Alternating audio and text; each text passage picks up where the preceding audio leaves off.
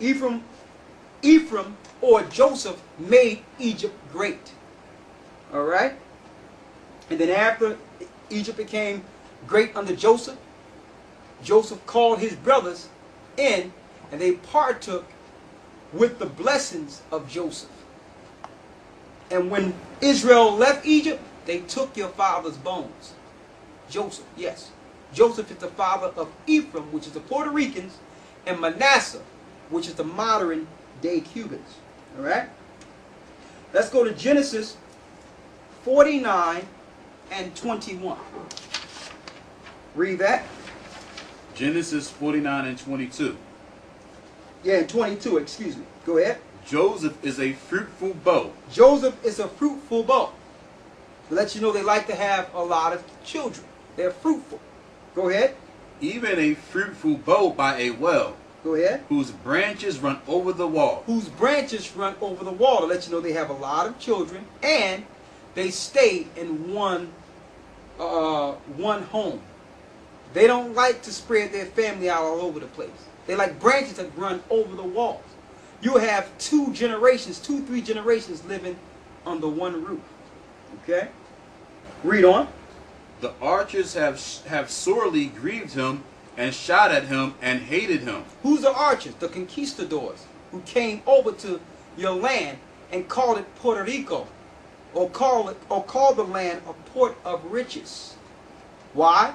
Because the Boricua Taino Indians, before that land was called Puerto Rico, was playing with diamonds like marbles. You had so much riches that they started calling you after the riches of your land. Before that, you was not called Port of Riches. The Spaniards named you Puerto Rican. You were from the tribe of Joseph. Go ahead. Read on. Excuse me. That's fine. But his bow abode in strength, and the arms of his hand were made strong by the hands of the mighty God of Jacob. But the Most High made Ephraim strong. That's why they are proud as a so-called nation today. But they are a tribe. They are very proud and strong people.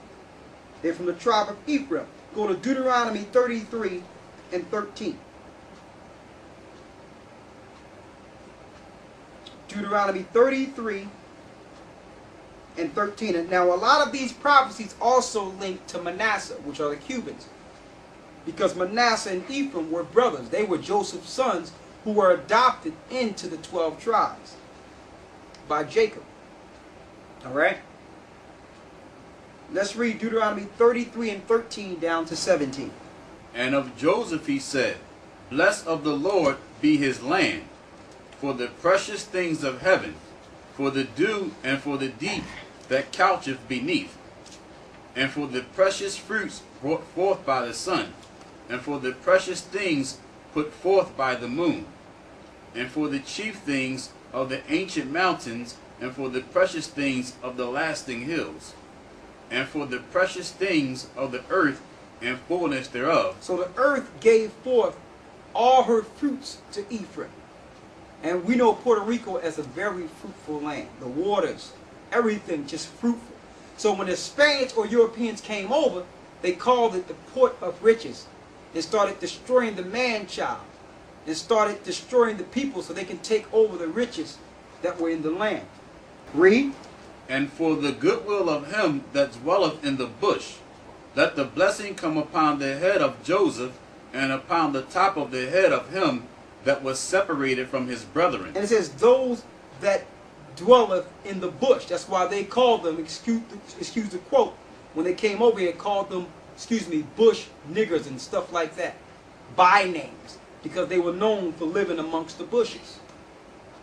And it says right here, and upon the top of the head of him that was separated from his brethren. Joseph was separated from his brethren. To do what? To save his people by going into Egypt and saving the earth through 7 years of famine.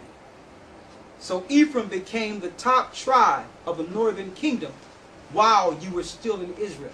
You were leaders. You were leaders until wars broke out and Ephraim started fighting against Judah. And that same envy was on us for a long period of time, and now you can see it's coming off of us now. We're starting to connect again. So that spirit of envy, that fighting that we had against each other, is now coming off of us. The Spirit got us coming together again. And all praises be to the Most High for that. Okay? I need you to go to Hosea 7 and 8 down through 16. Hosea 7 and 8. Now a lot of these prophecies connects to Manasseh, which are the Cubans also. Everywhere Ephraim went, Manasseh went, because they were brethren. Joseph had 2 children out of Egypt. Ephraimites, which are the so-called Puerto Ricans, and Manassites, which are the modern day Cubans. Okay? Let's go to Hosea 7 and 8. Let's read that. Ephraim, he have mixed himself among the people. Ephraim have mixed himself among the people. So that's why you have a real dark Ephraimites, like almost Negroid, or to Negroid, like a Trinidad, to a real light skin, like J-Lo and Mark Anthony. Ephraim have did what? Read that again. You got this? Okay, go ahead. Ephraim, he have mixed himself among the people. He have mixed himself amongst the people. Who did he mix himself amongst? Esau. When Esau came over here. And you have some today, they will deal with other nations before they would deal with people of their own ethnic groups. You understand? They would do that. They're racist against their own people. Alright? And they're taught that. Another form of captivity or slavery is to have you hate your own and love others. When you really should love, there's nothing wrong with loving yourself. We're not saying go around hating other people, but what's wrong with loving yourself? Okay? Read on. Ephraim is a cake not turned. He's a cake not turned. If you see a cake not turned, it's dark on one side and it's light on the other. So Ephraim can range from a real light to even to Caucasian. Look Caucasian. And see, and that's why a lot of us, you just can't be judging out there on the streets based on appearance. Because you have Israel who may look like another nation, like Esau. And here it is, you'll be ripping up and destroying your own people because of you just looking at skin color. Alright? Because Ephraim is a cake not turned. You're gonna have some Cubans who look European. You just can't make an assessment or a judgment on appearance, like Paul said. Read on. Strangers have devoured his strength. Strangers have devoured Ephraim's strength. Ephraim was strong. Still is. But the strangers that came over here and devoured you are the Spaniards. That's why you're speaking Spanish today. That was not your tongue. The Spaniards took you over and took your strength away, took your God away, gave you Catholicism, gave you their way of thinking. And now the Lord is calling the lost seed of Ephraim back to him. Read. Strangers have devoured his strength, and he knoweth it not. And you don't even know it. You don't even perceive it. A lot of us run around with Puerto Rican flags, and it's good to deal with your home pride. It's good that you have some sense of pride, but you don't even understand you've been devoured. Puerto Rico, Puerto Rico. You just saying it's Puerto Rico because you've been taken over by the Spaniards, and they named your land Port of Riches. They took everything from you, and now you got pride in not knowing who you are. You haven't even perceived it, that you are actually from the chosen seed of Israel. The Lord is calling you back. Read. Yea, gray hairs are here and there upon him, yet he knoweth not. And the pride of Israel testifieth to his face, and they do not return to the Lord their God, nor seek him for all this. And yet they still are not seeking the Most High. All these things are coming down on our people, on all of us, and we still are not returning. So the Lord is calling us back. Let's go to Hosea 1 and 10. Before we go there, let's go to Genesis 48, and we're going to start at the first verse. Yes. And it came to pass after these things that one told Joseph, Behold, thy father is sick. And he took with him his 2 sons, Manasseh and Ephraim. Manasseh and Ephraim. So Joseph had 2 sons, Manasseh and Ephraim, and Jacob adopted those 2 sons as his. They was actually his grandsons, but Jacob called them his sons because he loved Joseph, and Joseph saved Israel. Let's go straight down. Finish reading.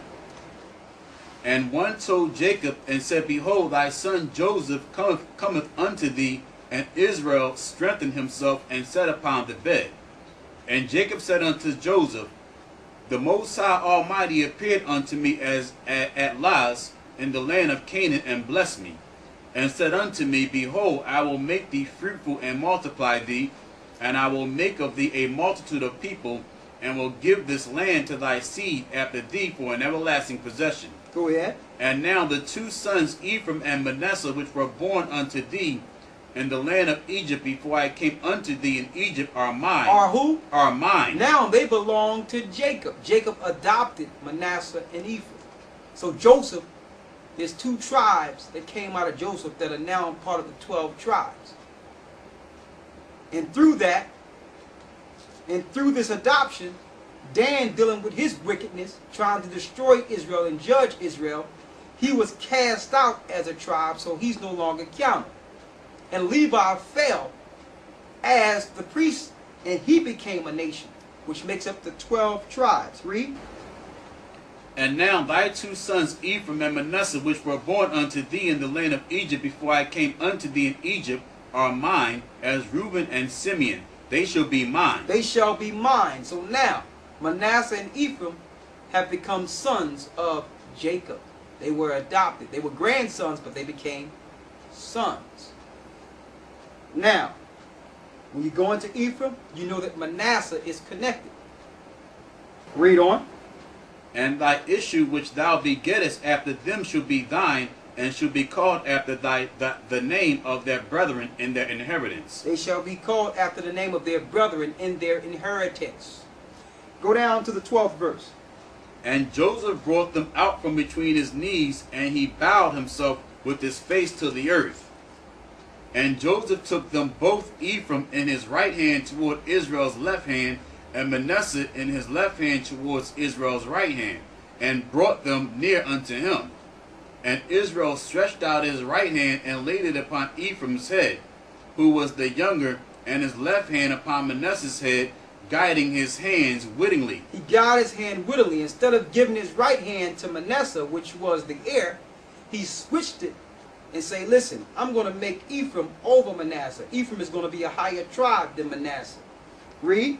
For Manasseh was the firstborn, and he blessed Joseph and said, The Most High, before whom my father Abraham and Isaac did walk, the God which fed me all my life along unto this day, the angel which redeemed me from all evil, bless the last, and let my name be named on them. Let my name be named on them. So now they are tribes of Israel. Go ahead. And the name of my fathers, Abraham and Isaac, and let them grow into a multitude in the midst of the earth. Go ahead. And let them grow as a multitude in the midst of the earth. That's some key things we're going to bring out in the Gentile breakdown later.